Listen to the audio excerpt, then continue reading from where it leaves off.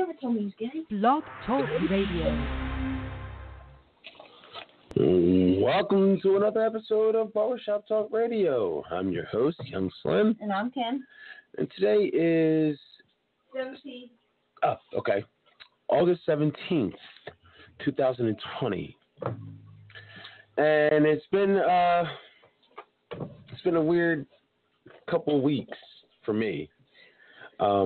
I wouldn't say it's any weirder or not weirder than the whole year has been. Yeah, this is just kind of a weird year, so I'm not going to say it's been that weird. But weirder than normal. It's no different than this whole year. Weirder than normal. And, you know what? I have to say it. Like, I've been, like, that was, it was a special thing for me, and he included me on his platform. I watch, different shows, various shows. People that listen to me all know that. I want to give a shout out to my main man, Jay Moore Reviews. He's on YouTube. He does all different kinds of shows that you're probably possibly interested in. Same shows we do. The Shy. Power. Walking Dead. P-Valley, whatever that P-Valley. is. I never watched that, but once again, matter of fact, let's applaud him. Where's the applause button? Let's applaud Jay Moore Reviews.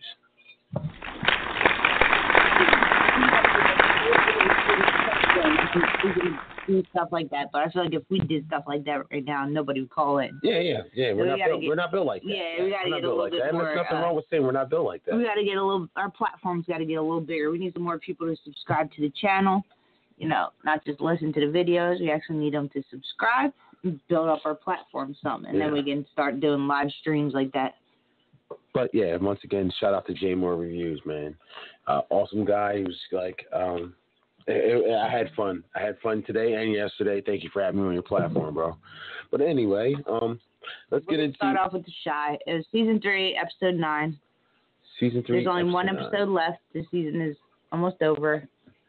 This was definitely a different kind of episode. This was the best episode this season. Thus far, yes. Which is not saying much because it wasn't even that great, but it was compared to all the other episodes this season. It was the better one. I think it was shock value that they went with, and they actually focused on everybody in the cast. Yeah. It wasn't just one person. It wasn't just Keisha.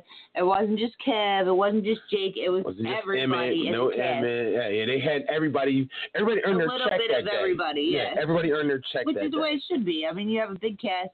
I think they get caught up in like just focusing on things that don't really matter. Yeah. Like, Ronnie was a huge focus this season. Things that they think is going to, people are going to be interested in, but they're not. They're not.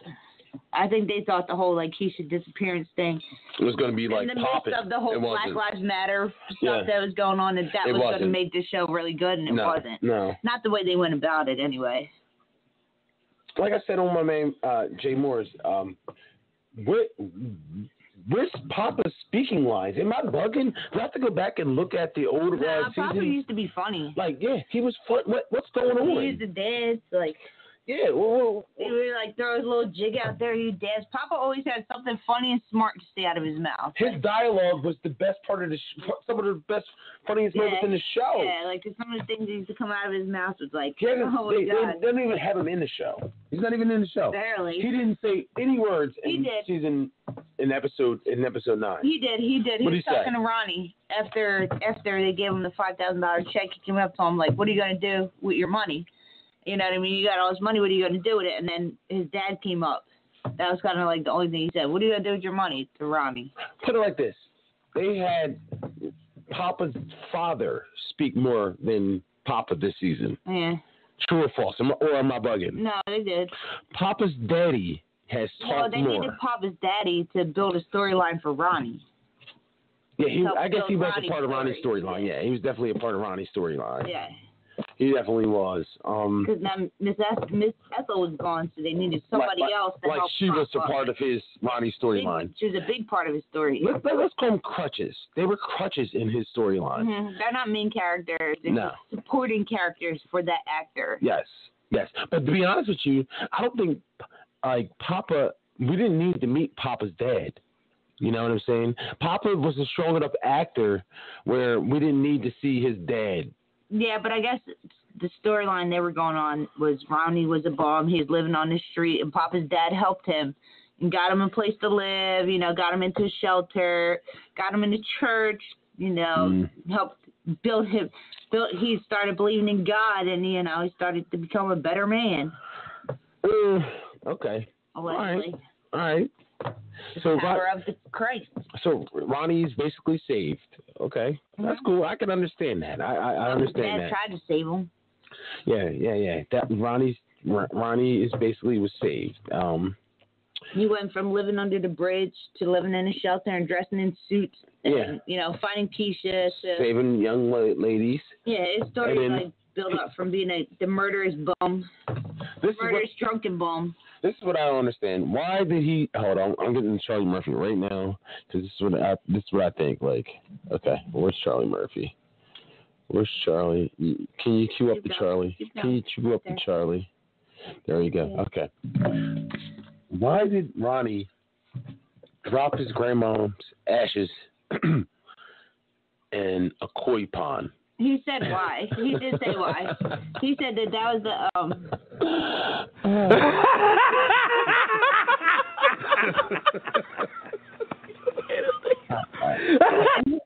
I guess his memories. That was before he went off to the military. That was him and his grandma spent the day there. It wasn't the ocean. It wasn't the ocean. It was a pond. It was a swamp. It was a swamp. It's a marsh. But that's why he said he did it, because before he went off to the military, him and his grandma spent the day there, and I guess it's someplace that she always loved. Ronnie dumped Miss Ethel's ashes in a goldfish pond. In the marsh. Come on, Ronnie. Come on, Ronnie. Better than that, but yeah, no. It was a swamp. Yeah, it was a swamp. It was a swamp. You can't tell me that wasn't a swamp. And they had a walkway and all. There's no walkway. It was a swamp. It was like a upgraded cesspool.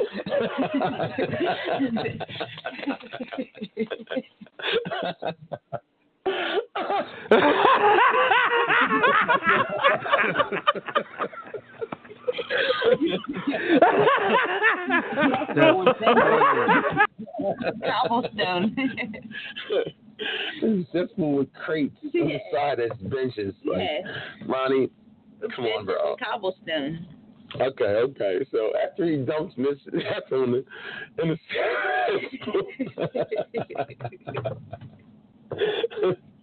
after he dumps Miss Ethel in the cesspool, aka his grandmother, I guess he felt like he was fulfilled in doing what she wanted. We're skipping parts though, because Ronnie got a brand new bag for finding Keisha. Oh, yep. Money go ahead. You tell that part. Hey, Ronnie, take this check. You got $5,000. You got $5,000 from Doodah. Yeah, and Tracy, her girls gave her money. That was actually Doodah's wife. That was we're going to give you $5,000. Because Doodah looked at her like, what, bitch, we are? Plus, Ronnie got the collection plate at the church. Yeah. So, and then the pastor asked for 10% back. Okay. That's right. So Ronnie got a bag from the church. Ronnie got a brand new bag.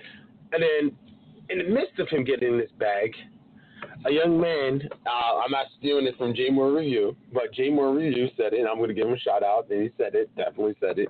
But I was thinking the same thing with the, it was almost like a Malcolm X scene from the movie Malcolm X. Get your hand out my pocket. Yeah. A young man jumps up and says, he's a murderer. He ain't no murderer. He ain't no hero. He's still a murderer. He killed Coogie. In the middle of them, everybody praising Ronnie. Praising him. Like, oh my God, thank God. You Keisha, oh, hell, Ronnie. One cared that this girl was missing. Nobody else cared that this girl was missing. Oh, hell, Ronnie. Yeah. Ronnie's Keisha. Is that you? Is that you, Keisha? So, as he's being praised, and you know what? You know what? Go to the applause. Ronnie still does deserve an applause for finding Keisha.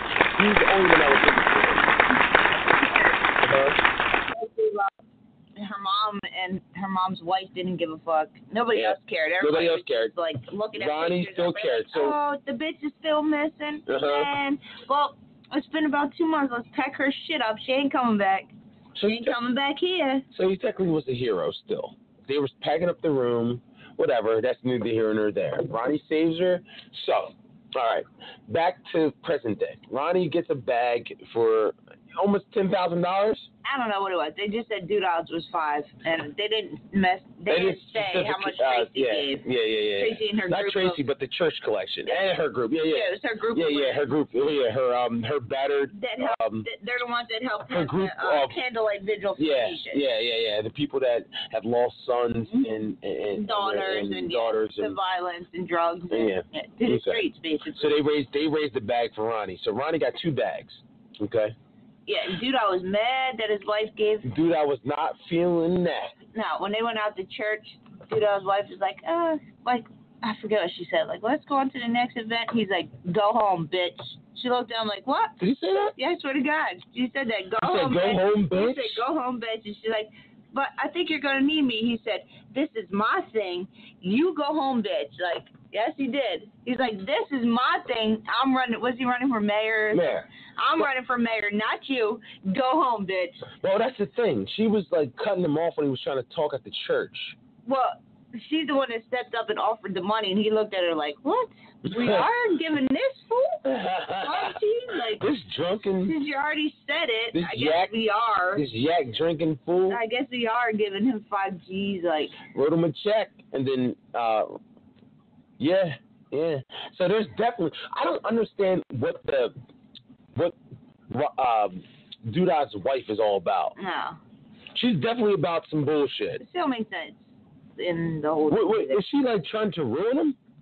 Is she for him or against him? I mean, at some point she's for him, and then he's mean to her or like belittles her, and then she's like, fuck him. When he's like, fuck you, bitch, go home, that's when she gave the code to Jake. Like, yeah, but what happened to him eating that tush on his desk? That's He's definitely eating that honey. That's what she was for him, and then he got mad at her over his whole mom when she called his mom behind his back. He got mad at her for that because she went behind his back and called his mom after she told him not to. Well, his mom was definitely on national TV trashing him. Yeah, and he told her to leave it alone. And then he was eating that WAP. Before that. On the desk. That was before? That was the very first episode we saw her, yeah. Yeah. Eating that tush. So it seems like she's for him until he like pushes her away, and then she's like, "Fuck you too, motherfucker." Okay. Like she was all for him and praising him and like trying to get people to vote for him and stuff until he's like, "Go home, bitch. I'm running for mayor, not you." Yeah. Well, she was like trying to take control of his life. Because I guess he wasn't speaking up enough for her. Well, he was about to speak, and then every time he was about to talk, she just cut him off. And was like, yeah, and da-da-da-da, and da-da-da-da. Don't forget to vote for him, and yeah. Like completely just basically overtaking everything he was about to say. Yeah. Like cutting off his sentences and... That's why he's like, I'm running for mayor, not you. Go home, bitch. I don't need you. Like, this is not your thing. This is mine. Yeah. Okay. Yeah. So, meanwhile, let's we had, in the midst of that. Emmett. Not yet. You going to Emmett? No? Not yet. Then in the midst of that, Papa's daddy and Duda have a side conversation. Like, yeah. Had that conversation with Angela. Real educational. Yo. I might need to meet with Angela again. Yo, Angie. We had a good conversation. You think you can set that meeting up one more time? Yo. I'll make sure all my congregation. My whole congregation votes for you. I just need one more meeting with Angela. Yo. Papa's dad is like a dirty pastor, like all the old dirty pastor. This is like all the pastors. Papa's father is a dirty priest. You know what? Pastor. Have we ever seen Papa's mom? No. Never. No. Never. You never even hear Papa even talking about his mom. Is there a mom? I don't know. See, we would know that if there was better writing in the show. Right. But we only just recently heard about Papa's dad. We would know that we all know that Kevin's dad died.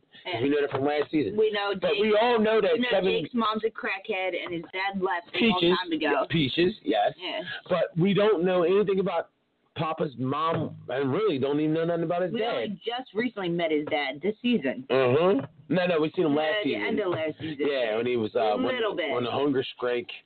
They were having hunger strike and they were selling candy bars. Yeah, a little bit we saw. That's the first time he was like, I'm gonna get a 3-piece dark, spicy, dark. The Lord says, yeah. So, yeah, but we don't know nothing about Papa, man. Is Papa? Are they gonna break Papa out the show? It seems like they kind of already are. Right? Like Papa has not even talked. Where's Maisha? But neither is really Jake though. Jake has a bigger. He was in this episode, but he wasn't in the last episode. Yeah, but I think Jake's character is further in the plot of the story. You always see Jake at the end of this episode when him and his brother come running out of the house, and he's like, and his brother's like, "Fucking crackheads." He's like, "That's not a crackhead. That's little Jake from 36th Street Mob or whatever it is." Right, and then all of a sudden They tried to plant something in Coke or whatever it was. A bag of Coke, a bag of soft or a bag of drugs in I don't even know his name. What's freaking his name? Like and Reggie's brother. Twigs or Tricks or something. And Reggie and Jake's brother's car. The new Reggie. The new Reg. The wannabe Reg. Like that transvestite Reg wannabe. Come on. I don't know. I think his real name is Luke in real life, but I don't know his name on the show. It's like Twig or Trig or something like that. But they tried to so did Duda send that guy to do that? Well, I don't know whoever runs the 36th Street Mob. Now remember, he ran up in the 36th Street Mob looking for Keisha.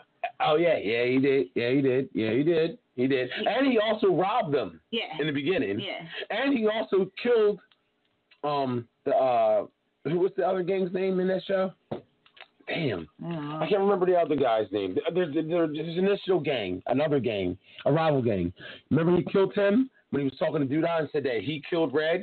Right. And then he figured out that Duda had something to do with it because he didn't have any revenge on one of his own getting killed. Yeah. So, all right. I don't know what the gang is. I just know the 36th Street Mob or whatever it is. Yeah. Something like that. Yeah.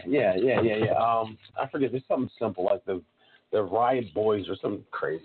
But anyway, then we get into, all right, so apparently Jake finding, Jake's brother, the new Reg, found a bag in his car under the front seat, I guess, and that gave Jake an idea. I got an idea. Well, Jake realized that they were trying to set his brother up so that he can't get custody of him. So that's what makes me think that Jake went to the house and he was trying to break into the safe. Duda's wife comes out like, "What you doing, boy? How are you gonna break into something that you don't even know the code to?" Mm-hmm. And he's like 273642 or whatever it was. She gives him the code. He gets in it, takes out a manila folder.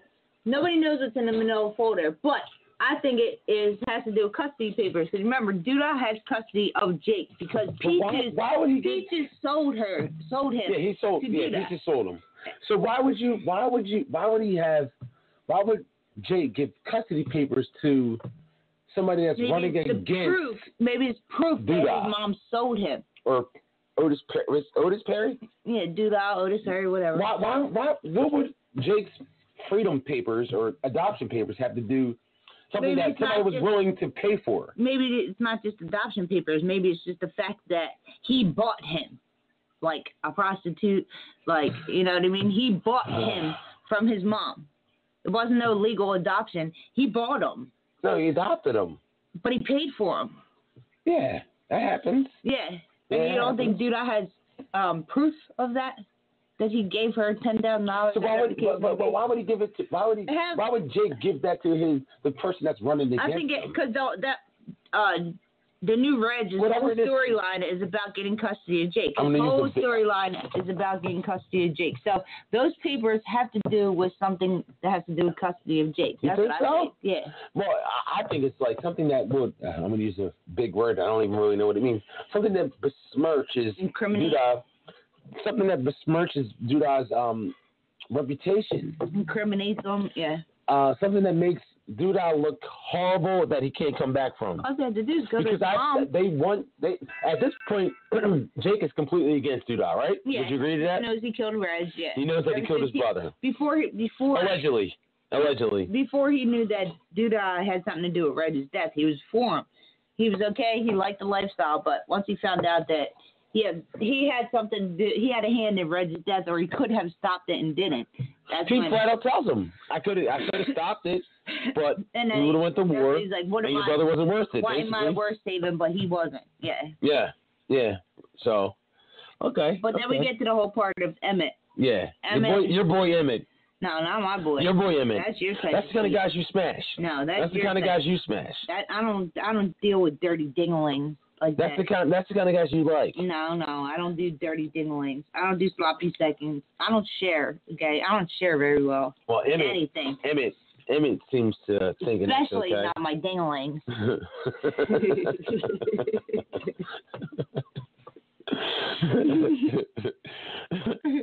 Never a dingling. No, I would never share that. I don't share dinglings. No.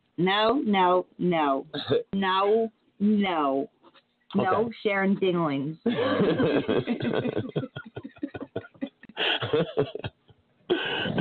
Okay, so sharing dingling is off limits. Absolutely. So, all right. So there's no sharing dinglings. So the dingling. Wait. Hey. Oh yeah. Emmett. So Emmett tapped Lala's cheeks. He tapped those cheeks, and then they're sitting there like getting the store ready, cleaning up and stuff like that. And Emmett's sitting in the booth. His girlfriend's right there, and Lala's right there, and he's like staring at her ass. Like, well, wait. He confronted her ass. Like, yeah, hold on. Are you feeling the same later. But at first he's staring at her, watching her do this, and then watching her clean. She said something of I gotta come up with a name.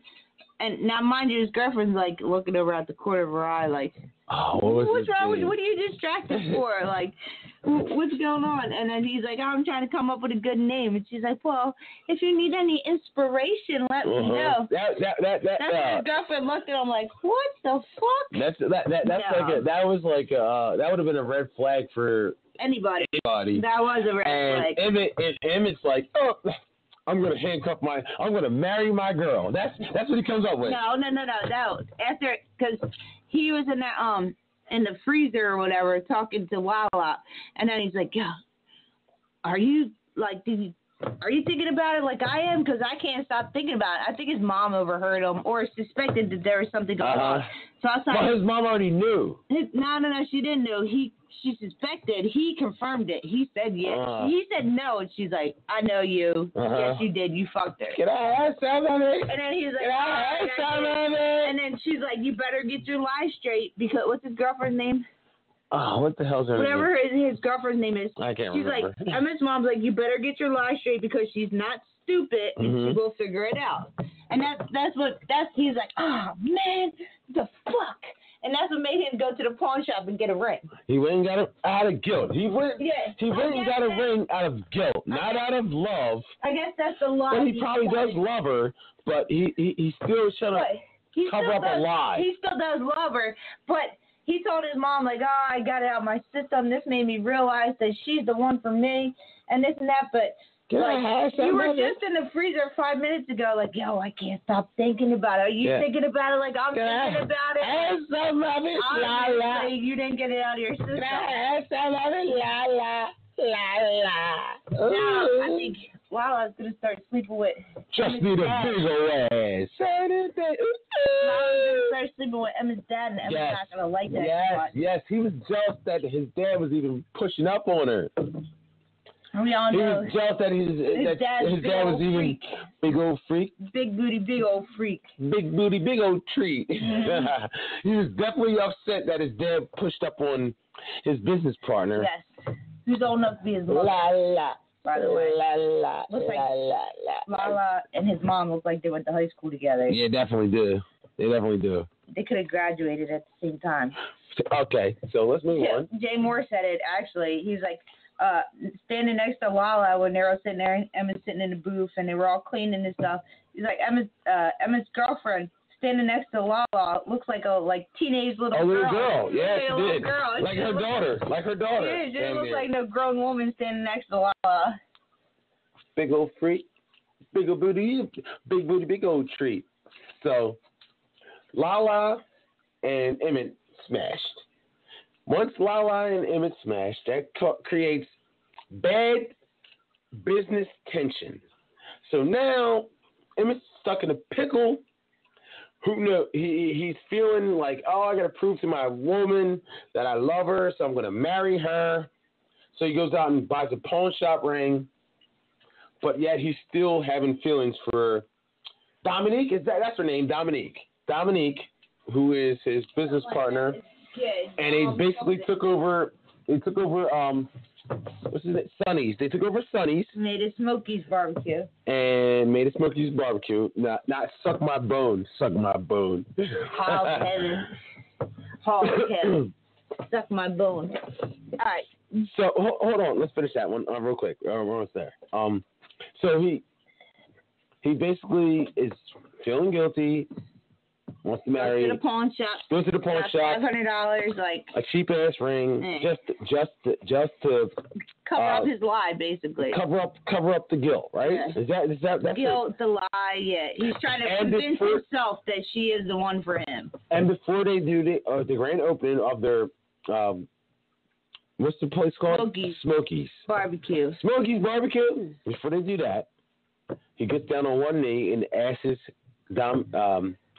girlfriend, whatever her name is, to marry him. Something, yeah.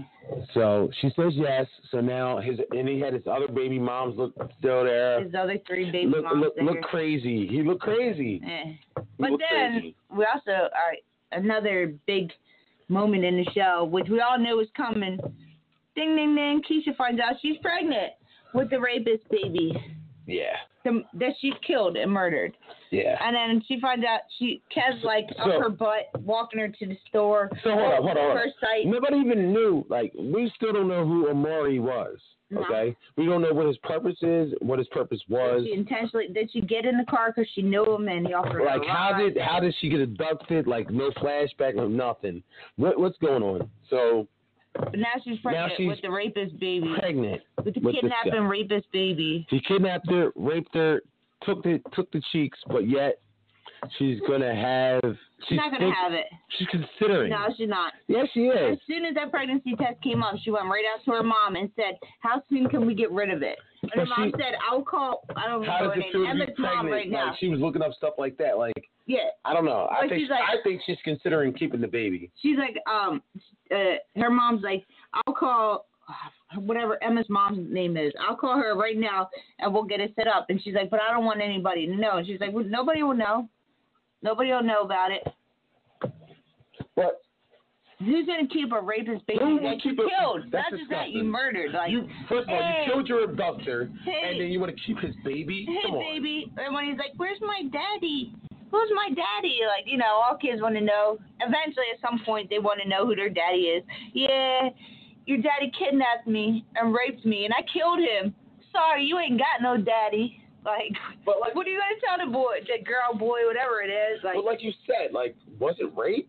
You said that she was basically laying down and I didn't see resistance. No resistance.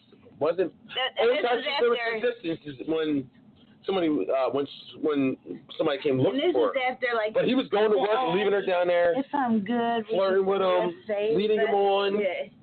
Will you do me a favor, Daddy? And then all of a sudden, after that episode, they wake up naked in bed together, all cuddled up, shaft the buns.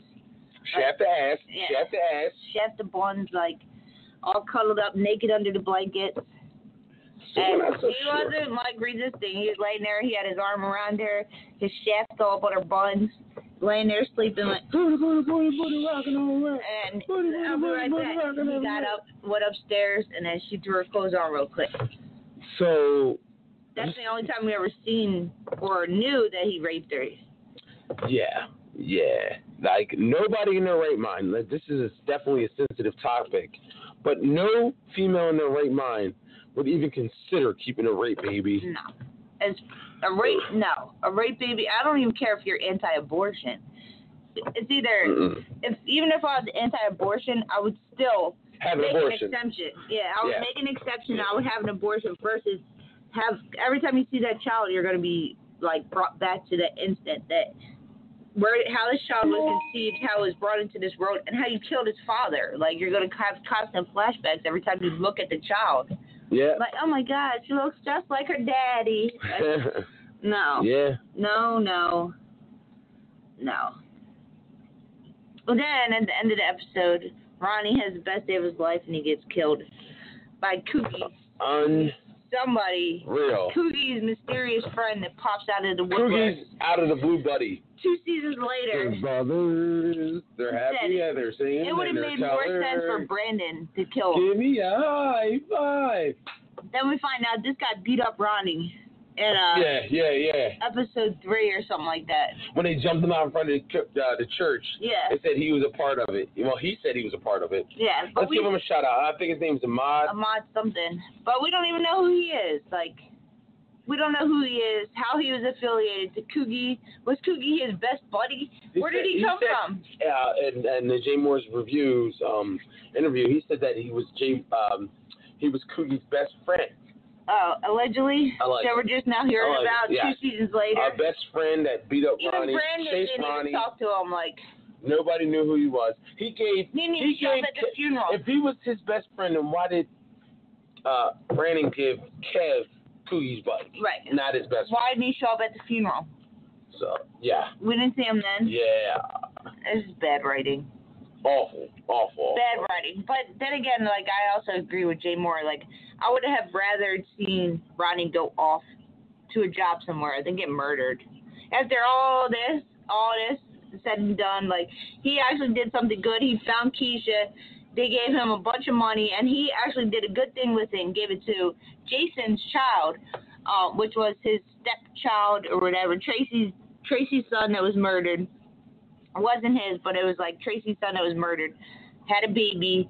He gave all that money to Jason's daughter, Jason's baby mama, and was just like, oh, well, I guess I'm staying here now. Like, I would have rather seen Ronnie move away, go off, and then I don't think he deserved to get killed. You know, he had his storyline wasn't that great. I just don't think he deserved to get killed. Maybe. I don't know. Drunken Ronnie's gone. Yeah. Miss gone. Sonny's gone. Drunken Ronnie. There's one episode left, so I wonder, are they going to kill off the rest of the cast in this last episode? I don't know what they're planning on doing. Yeah, we'll see, man. Well, that's all we can do. Let's stay tuned and one more episode. Watch for the season finale, and hopefully everything goes out. I think Reg is going to be in the season finale. Reg? Yes. Because we haven't seen nothing about Reg at all. And all of a sudden, at the beginning of the last season, Reg was in the previews. Reg hasn't been in none of the previews. Nah, and and all of a sudden, he was in the season 9 preview for the show. Like the recap before the show starts. The flashback on what happened so far. Reg was in it, so I have a feeling he's going to make a cameo in the last season, the last episode. They got to do something. They're losing viewers. They got to do something to bring fans back in. Yep, I agree. So that's my prediction. Reg is going to make an appearance in the last episode. Somehow, some way. I don't know. Somehow, some way, he's going to make an appearance. I don't know. Bring Reg back from the dead. He's not dead. I mean, we don't know what happened to him. I know. It was never confirmed that he's dead or alive. Yeah, true. Jake's the only one that said he was dead, but we don't know. Nobody ever confirmed if he was dead or alive. There was no Instagram video on him. Allegedly, there was Lena Waithe did an Instagram video about Brandon, saying that he was killed by Duda. She didn't mention it on the show, but apparently she mentioned it on her Instagram, who follows her on Instagram? I know. Yeah, that's a bit much, dude. Come on. How am I supposed to know that? Mm-hmm. So we'll see. I mean, she didn't do no Instagram videos about Reg. I think Reg will be back. If not in the last episode, he'll definitely be back in the next season. Definitely.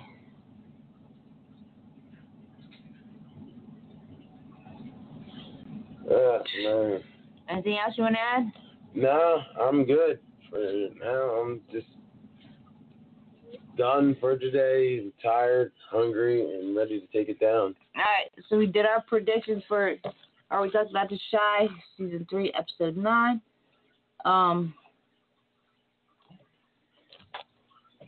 I think that's it.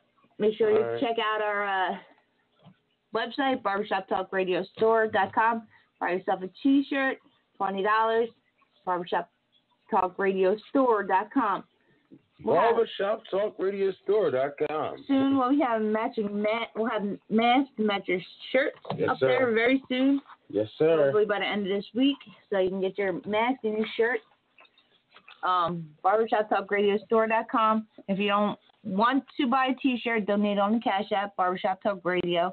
Make sure you subscribe to the channel on YouTube. We're trying to build our platform up, YUN9 space SLIM. Like, comment, and subscribe on YouTube. We need the subscribers. Please subscribe. Please subscribe. I don't care about the other social media things. YouTube is the most important. So make sure you subscribe on YouTube, and then you can also follow us on other blogtalkradio.com/YUN9 SLIM 1224. If you want to listen to us live on Mondays, you can call in 516-387-1879. On Monday nights, we're always live Monday nights around 9:30, 10-ish, usually by 10-ish. And then you can also follow us on Facebook and Twitter, Barbershop Talk Radio, and get yourself a t-shirt. BarbershopTalkRadioStore.com. They're only $20, free shipping. It's a good deal. And that's it. We'll see y'all next time.